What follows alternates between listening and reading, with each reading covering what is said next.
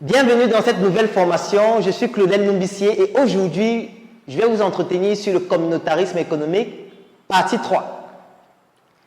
J'ai un ami qui s'appelle Thierry Niamen, un ami pour qui j'ai beaucoup de considération et beaucoup d'admiration.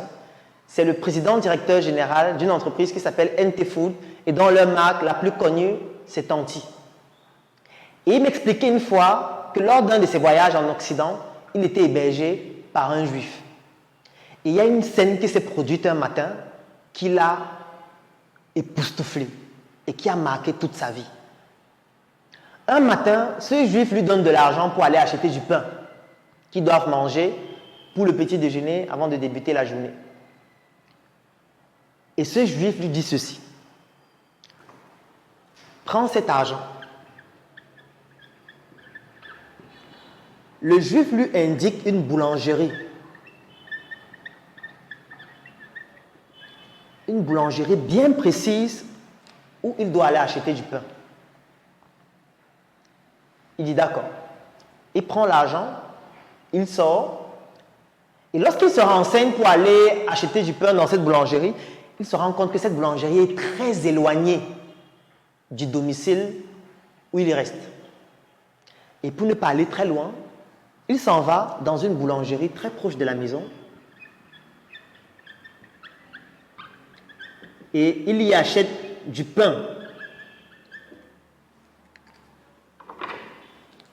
Du pain chaud. Et il rentre à la maison avec ce pain.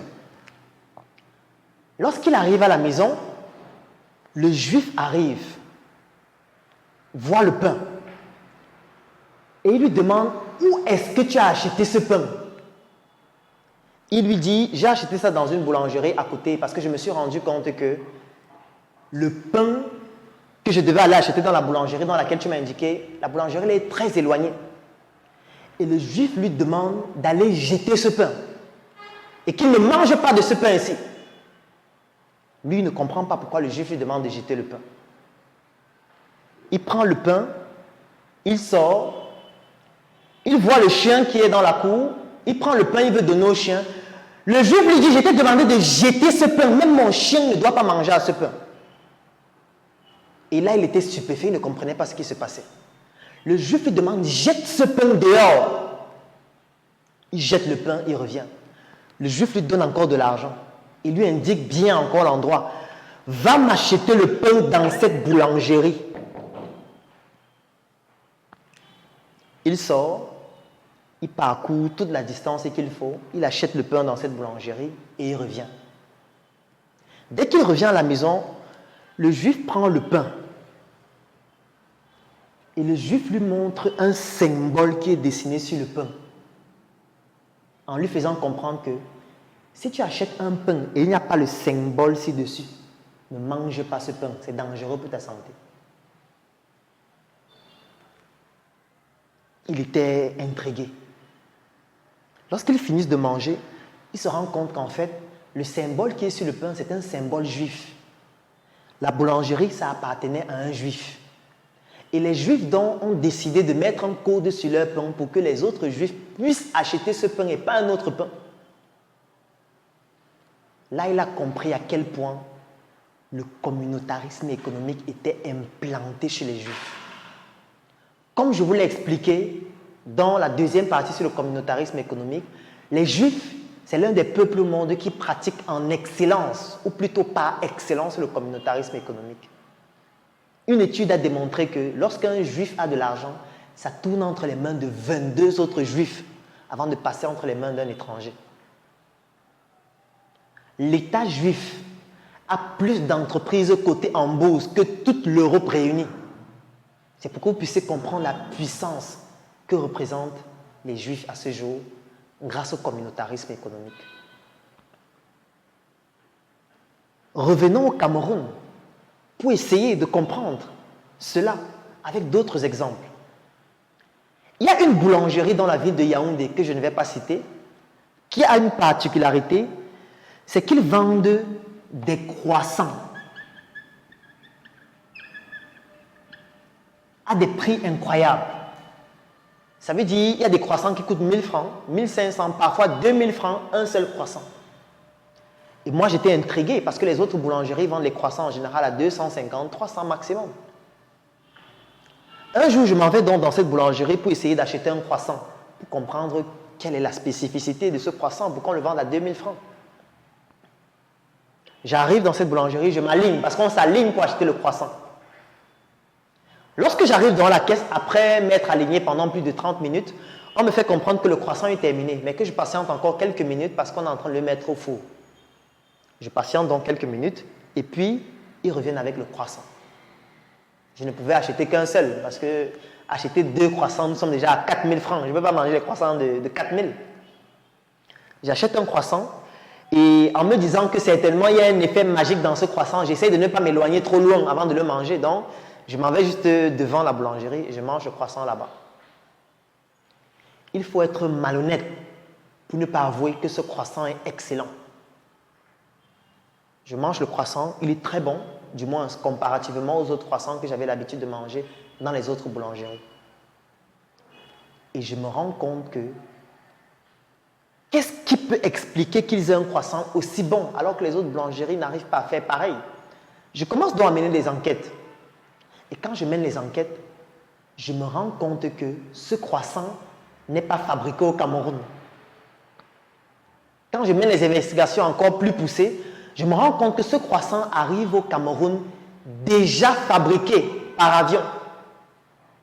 Et tout ce qu'on fait à la boulangerie, c'est de prendre ce croissant déjà fabriqué à l'extérieur du Cameroun pour le mettre au four. Ce qui fait que même les chefs pâtissiers qui sont dans cette boulangerie ne savent pas fabriquer ce croissant. Il ne faut pas être un chercheur ou sorti de Harvard pour comprendre que c'est un mécanisme par lequel ils ne souhaitent pas partager la formule de ce croissant pour que les Camerounais puissent comprendre comment ça se fait et pouvoir le dupliquer. C'est une technique d'intelligence économique. C'est-à-dire qu'ils sont en train de nous cacher la formule du croissant afin que nous puissions toujours consommer leur croissant qui vient de leur pays avec leurs ingrédients et qu'ils puissent continuer de gagner de l'argent grâce au communautarisme économique à travers ce croissant. Intéressant comme technique. Mais je vais terminer cette formation en vous posant une question. Il nous cache la formule du croissant. Parce que là, nous sommes dans le croissant, nous ne sommes pas dans l'arme nucléaire. C'est-à-dire que là, c'est un croissant. C'est juste pour manger. Avec une tasse de lait. Donc, il nous cache la formule du croissant. Mais pour qu'on aille au ciel, vivre avec Dieu pour la vie éternelle, qui est meilleure que la vie sur la terre, parce qu'il nous l'explique que c'est meilleur. La preuve, il refuse de vivre avec nous ici sur la terre. Lorsque vous voulez prendre un visa pour aller en Occident, on vous dit non, on ne veut plus les Noirs là-bas. Vous dites même que je ne veux pas le visa, vous voulez prendre la mer. Il y a une étude qui a démontré que les gardes-côtes en Italie coulent les bateaux. Ça a fait l'objet de tout un documentaire. Et ça veut dire qu'ils voient des migrants venir dans des bateaux et ils coulent les bateaux. C'est-à-dire qu'ils ne veulent pas vivre avec nous ici sur la terre. Même lorsque vous arrivez en Occident, c'est vous qui faites les boulots qu'eux ils ne veulent plus faire. Vous êtes capable d'accepter les conditions qu'ils ne veulent plus accepter. Donc vous êtes en train de faire tourner le système et vous êtes en train de travailler pour payer les retraites des vieux du système qui ne peuvent plus travailler. Donc ils nous démontrent au quotidien qu'ils ne veulent pas vivre avec nous ici sur la terre.